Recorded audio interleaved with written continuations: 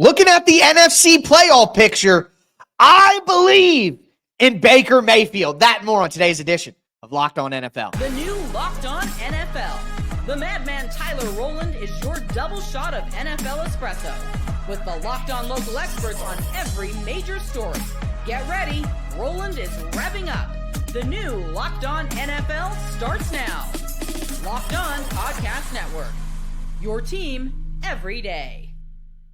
Football fans, welcome in to the Locked On NFL podcast, bringing you a double dose of the NFL's biggest stories with help from our local experts that know your favorite teams like no one else. I am your host, the madman, Tyler Rowland, joined today, as I am every Wednesday, by Locked On NFL expert, the brain, Luke Braun. On today's episode, we'll decide whether we would rather be the Raiders or the Giants. We'll also talk about 7 seeds in both conferences, the Chargers or the Commanders, who could make a deep playoff run. But we'll start with 2 teams that have just kind of floated through the season in the way, but look like they are going to be playoff contenders, namely the Tampa Bay Buccaneers. And I think we can believe in Baker Mayfield. But before we get into it, I do want to thank you for making the Locked On NFL podcast your first to listen each and every day. Thanks for being an everydayer here with us at the Locked On Podcast Network, where it is your team every day. Today's episode is brought to you by Prize Picks. Go to prizepicks.com/LockedOnNFL. Use the code LockedOnNFL, all lowercase, to win $50 instantly when you play $5. Luke, right now, you look at the standings in the NFL playoff chases. You got the Houston Texans and the Tampa Bay Buccaneers, who are teams that they look like they're definitely going to be playoff teams. I mean, the Texans have clinched their division, so they're certainly going to be in. But they haven't been teams that we've really taken seriously or had a lot of faith in throughout the season. So the question really becomes, who do you trust more to maybe win some playoff games? The Texans in the AFC or the Tampa Bay Buccaneers in the NFC? I got to tell you, for me, I'm going with the Tampa Bay Buccaneers, and I think a lot of it has to do with their run game. And my guy James Yarko from Locked On Buccaneers talked about that. The run game really took off as well. It was the backbone of the Bucs offense most of the second half. I said it over and over and over leading up to this game that the running attack needed to be successful, and the Bucs had to chew up clock in this one. Well, they won time of possession by over 13 minutes. They averaged 5.7 yards per carry. That, ladies and gentlemen, is 2024 Buccaneers football. 506 total yards, 288 from Baker Mayfield, 223 on the ground. Bucky was outstanding. He didn't look hampered by his injuries at all. Rashad bounced back. I just think in today's current NFL and the cycle that we're in with the offenses, that the run game is important. And when you have the big playability with Baker Mayfield and you have the run game led by that 2-headed monster, I mean, even Sean Tucker looked good at times this year. I just trust that the Buccaneers could potentially win a playoff game or two more than the Texans. I don't trust the Texans at all, right, this year. Right. The CJ Stroud thing, I was really excited about it going in, and it just hasn't quite been as consistent as you want. Mm-hmm. And there's some ugly L's all peppering this whole Texans thing, and they can't really make the injury excuse that the Bucs had when they had the losses that put them in the 4th seed, and they're getting healthier. The run game is coming alive. That's very true. But also, they're just playing more consistent football. They're playing really, really tough. They're hot right now. And the Texans are barely scraping out, maybe sometimes not even scraping out games against completely dead-in-the-water AFC teams. Division rival Titans, the Jets. I don't know. My biggest exposure to them was the Vikings completely dunking on them back in week 3 when they still had Diggs, when they were healthier there. So that consistency just isn't there for me, and it is with the Bucs. Plus, there's always the playoff experience thing. This whole Bucs team, a lot, like large parts of it were in place in 2020. Baker Mayfield's there. Mike Evans was there in the 2020 run, and the other runs that they were all in the playoffs last year, won a game.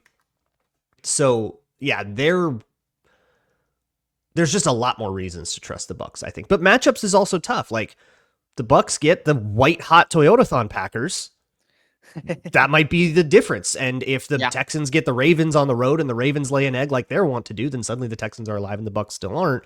It's a single elimination thing and there's all kinds of small sample weirdness. But if I'm just taking, we got to play one game for the fate of the earth, I'd rather be rooting for the Bucs in that game than the Texans. Yeah, I hear you on that. The one thing I will say for the Texans, though, although I'm with you that the Bucs would be my choice in this one, the Texans do have a good culture. They've won back-to-back years. Like, they're a tough team. They're going to play physical, and that might show itself more in the playoffs. And that kind of the culture of winning the division back-to-back under DeMeco Ryans is something that the Texans should be proud of this year, and our guys at Locked On Texans talked about that. John, let me say it again. AFC South champs. Hey, for the people that's in the back, AFC South champs, John, 2 consecutive years.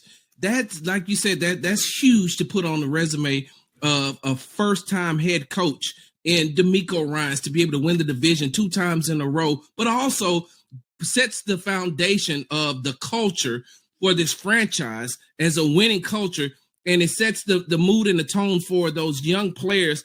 You want them to, only thing that you want them to know is how to win and how to be very disappointed in losses. And so for CJ and Will and Tank and Henry To'oTo'o and Xavier Hutchinson, for them to come into the league like this and win back-to-back AFC South titles, for Kamari Lassiter, for Kalen Bullock, who we talked about rookie Blake Fisher, for those players to come in here to win an AFC South title right off the bat. John, that means a lot. I agree that it does mean a lot when you're building a program and you're trying to set things in place, and having your young players who are eventually going to be your vet leaders experience that is important. So I do give Houston some sort of chance. You're right. It's all about matchups at the end of the day. And I think that, let's say winning the AFC South and winning an AFC playoff game are very different things. They are different beasts. They are, for sure. But the Texans did it last year. You know what I mean? I think if the Ravens were to catch the Steelers, why couldn't the Houston Texans beat the Pittsburgh Steelers? You know what I mean? Like, why would that be impossible in the first round of the playoffs? But on the other side, you look and think about it this way. What if the Vikings catch the Lions who are incredibly, and suddenly they got to go. Yeah. Then suddenly the Lions are coming to town. Yeah. And then the Lions are playing Tampa Bay. And I Tampa Bay, if I'm not crazy, isn't that the other loss that the Lions have this year out of their 2? It was Tampa Bay 20-16 in the first Tampa month Bay of the season. And the Bills one that they just had. Yeah. So there's that natural confidence. I think that matchup wise, there are some logical matchups here where both of these teams could actually win a playoff game.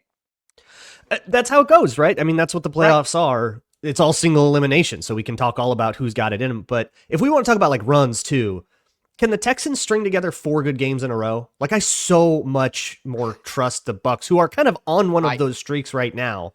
But I feel like the Texans, every 3rd game, they just completely fall apart and lay an egg.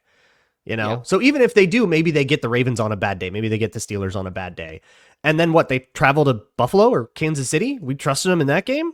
No. I would much rather take the Bucs as like road warrior underdogs, traveling to Detroit, traveling to Philly, and giving them a tough physical run. It's a physical team. And I don't think the Texans have the physicality that they've tried to boast this year. I don't think they have it. Yeah, I agree Not with the you. trenches. I think the trenches are what bother me with the they don't Texans. have the down-to-down consistency. They're big play hunters. You know what I mean? They need these big and that's what plays you get when you don't in have the passing trenches. game because they're not. Yes, exactly. They have good skill position players, but they don't have the trenches right now, which is strange because on the defensive side of the ball, they have so much talent on that D line, but it just on the outside, but not on the inside. Right. And, it consistently hasn't been enough. That's what you get. Like you can get Will Anderson and Daniil Hunter upfield. You can find ways to kind of run between them or run around them, or like you can deal with an edge. There's a lot of schematic things in the Bobby Slowick world, the McVay world, that deal with a good edge. That I'm sure they practice against all the time, but like it's I think easier to neutralize that than like a Dexter Lawrence. 100%. I'm with you there. But with that being said, we got another this or that to talk about. The 2 7th seeds in either conference, the Commanders or the Chargers. Who do you think could make a deep postseason run? It's Locked On NFL, part of the Locked On Podcast Network, your team every day. Today's episode is brought to you by FanDuel. So you got the final 3 weeks of the NFL season here ahead of you, and then we'll be right into the playoffs. And there is no better place to get in on the action than FanDuel, America's #1 sportsbook, because right now, new customers can bet $5 and get $150 in bonus bets if you win. The FanDuel Sportsbook app gives you everything you need to place live bets on the NFL all in one place. So when you get a hunch in the middle of a game, you can check out the latest stats, you can view live play-by-play, and so much more on the same page where you place your bets. Just visit FanDuel.com to join today. You'll get started with $150 in bonus bets if you win your first $5 bet. That's FanDuel.com. Never waste a hunch and make every moment more with FanDuel, an official sportsbook partner of the NFL. Today's episode is also brought to you by the College Football Playoff on TNT. It's that time of year again, folks. The College Football Playoff is back. And with the newly expanded 12-team format, it's guaranteed to be bigger and better than ever, bringing you all of the hard-hitting and high-flying excitement that you love. TNT's sports coverage of the College Football Playoff begins on December the 21st, starting with the College Football Playoff Kickoff Show presented by AT&T at 11 a.m. Eastern, leading into our first matchup, the Southern Methodist University Mustangs battling the Penn State Nittany Lions at noon. Then the Clemson Tigers look to upset the Texas Longhorns in a showdown at 4 p.m. Eastern. Don't miss a moment of the action. Watch the College Football Playoff presented by Allstate live on TNT, True TV, TBS, and Max. All right, Luke, let's continue today's edition of Locked On NFL, doing a little this or that. The 4 seeds in either conference, the Texans or the Bucs. Who would you take? We both like the Buccaneers quite a bit over the inconsistent Houston Texans at this time. But let's go further down the playoff ladder, okay, and go to the 7th seeds in either conference, the Washington Commanders, the Los Angeles Chargers. And look, the Commanders actually won this week, and they got back to their winning ways after their bye, after having a little bit of a downturn. But the reality spicy there, is but they got it. Right. They are still not playing their best football. My guy, David Harrison from Locked On Commanders, pointed out that, you know, this really wasn't a very good performance. And when you get down to the bottom of it, the New Orleans Saints, even though they lose, their defense's points scored against them average is actually going to improve because they failed. The Washington Commanders did to score even that 22.6 points, which obviously you'd have to score 23 to go above and beyond that. And when you talk about this Washington Commanders team, and there is still this element of they're better than we thought they would be. That certainly is still there. However, if this team is better than we thought they would be, which they are, they also should be able to come out. And if you're an above average team, you should be able to, in theory, score more than the opposing team's average that they're giving up. So while at halftime, I was speaking the voice of caution and reason, say, hey, 14 points, you're on pace to score 28. That's about a touchdown more than they're giving up all season long. That's not a bad first half. However, now we look at the second half, the totality of the game, you come in 2.6 points below that season average that the Saints have been giving up all season long. You want to be an above average team. You need to go out there and put up at least 23 points on this team, if not more.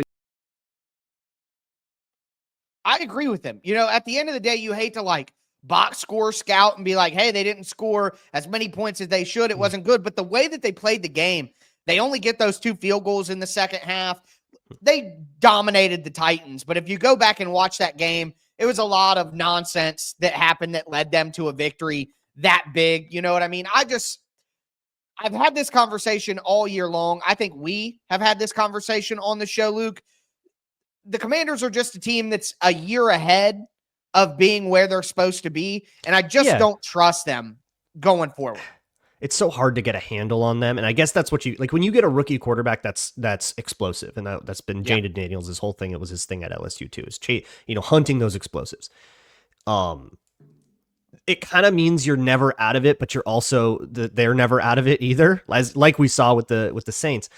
Those comebacks are kind of available to you.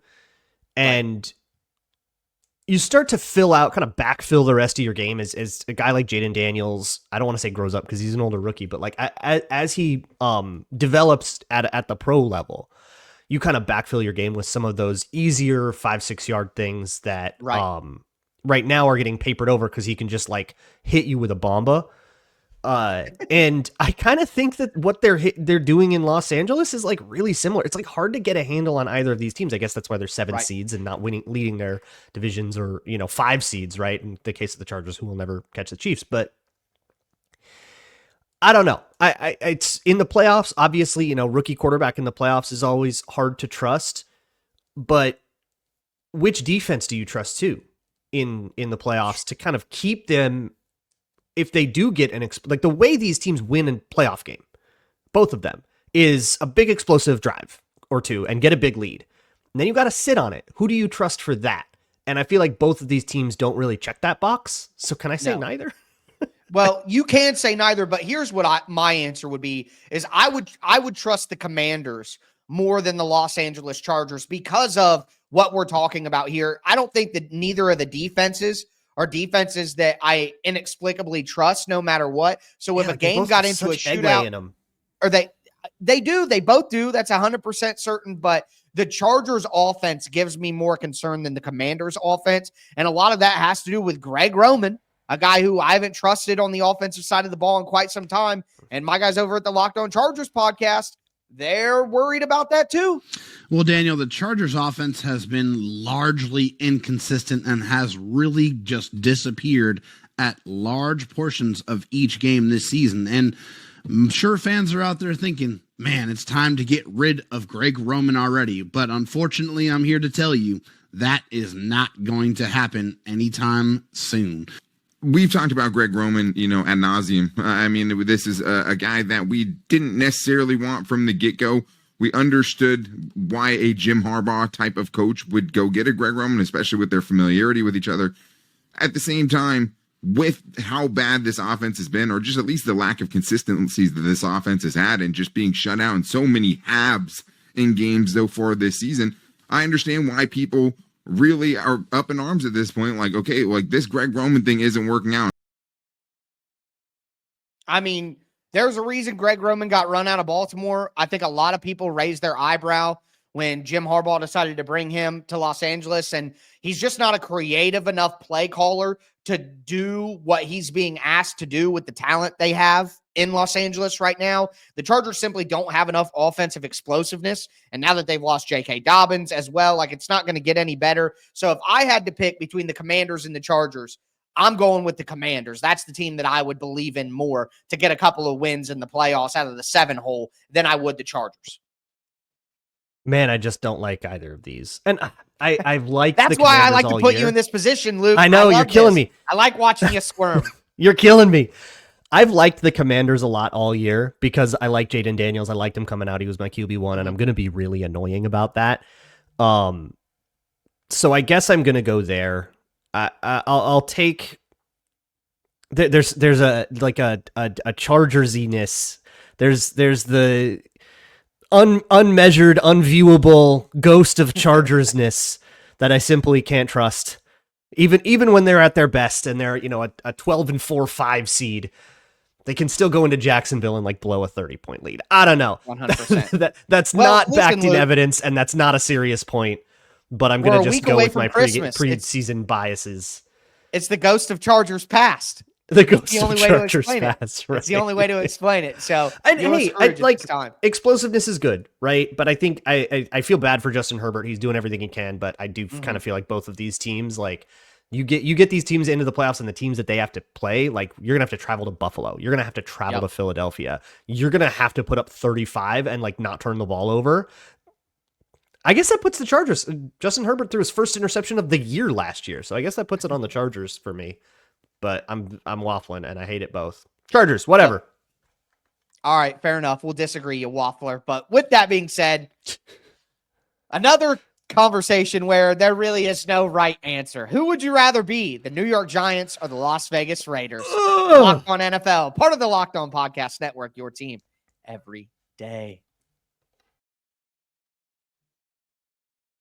Today's episode is brought to you by Prize Picks. Look, if you love watching the game, you're going to love Prize Picks. It's the easiest and most exciting way to play daily fantasy, whether it's football, basketball, any of your favorite sports. Prize Picks makes your holidays bigger and brighter. You can now win up to 1,000. That's right, 1,000 times your money on Prize Picks. When we first started working with Prize Picks, it was like 100 times your money. Now it's 1,000.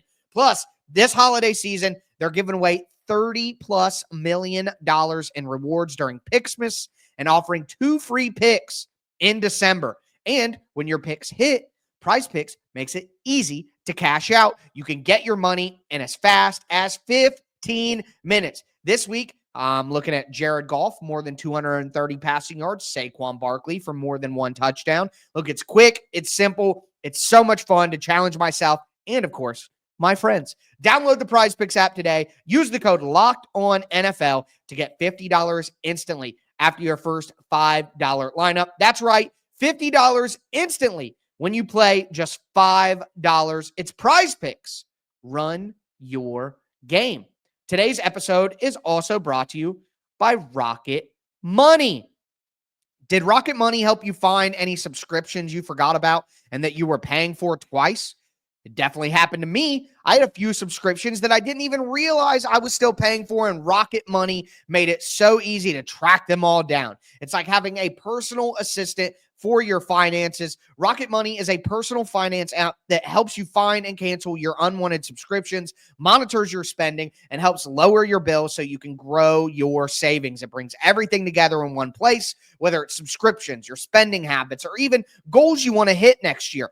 Rocket Money has over 5 million users and has saved a total of $500 million in canceled subscriptions, saving members up to $740 a year when using all of the app's premium features. For me, one of the best features is the subscription tracker. Again, I've used it to cancel services I wasn't using anymore, and I've already saved a ton. Plus, with their goals feature, I've been able to automatically set aside money for the future. No more stressing about budgeting every month.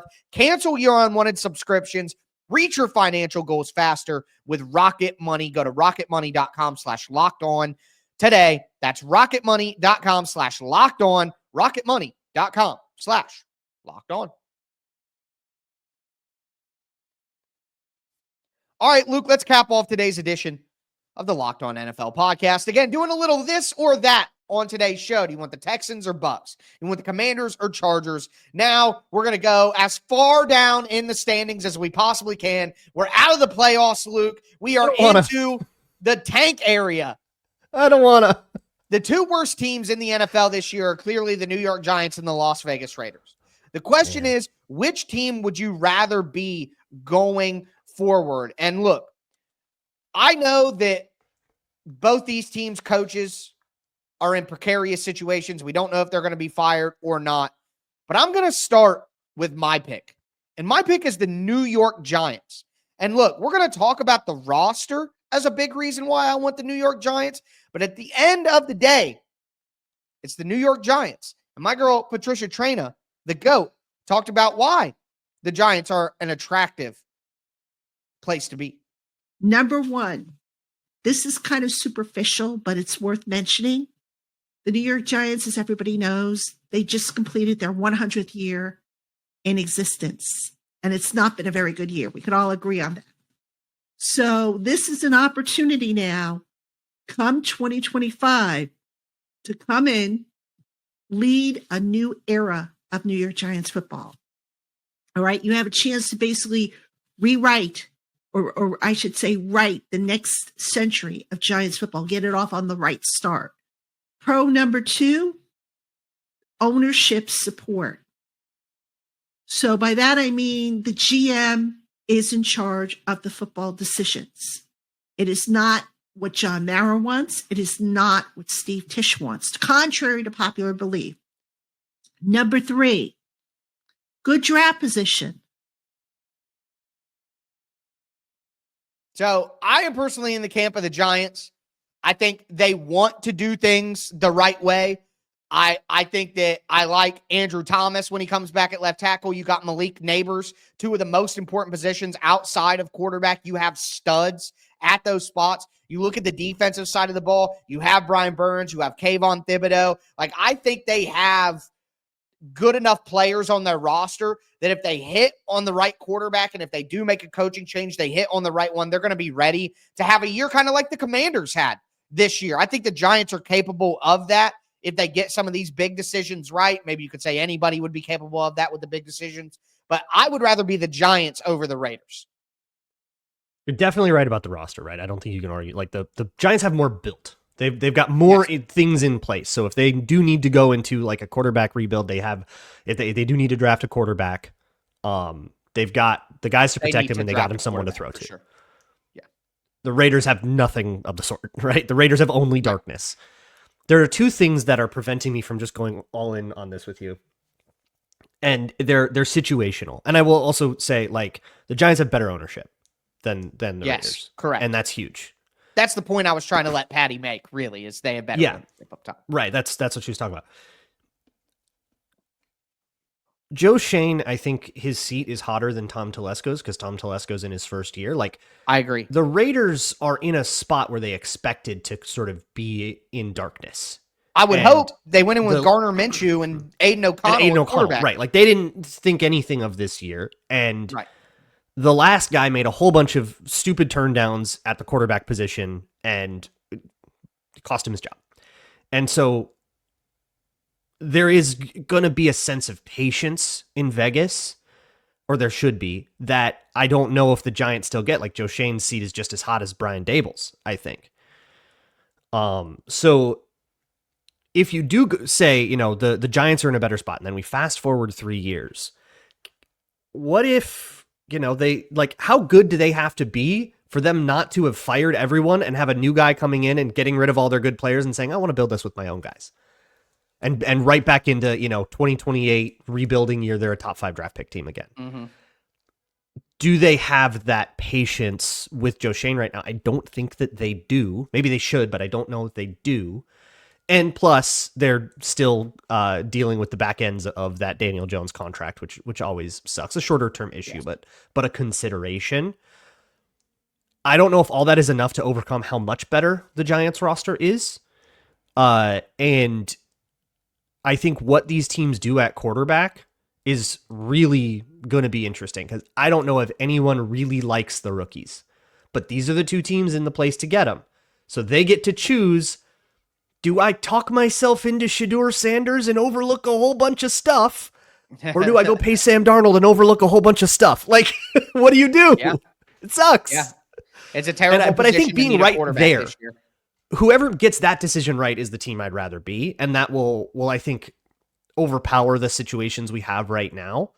And I don't know if you necessarily need to be first over second to get that decision right. I think you can absolutely have the first overall pick and mess this up, Raiders. But if I'm a quarterback, I'd much rather be a Giant. And that's probably the kicker. Yeah. Yeah. I agree with you there. And that's ultimately where I land. It's roster, it's ownership.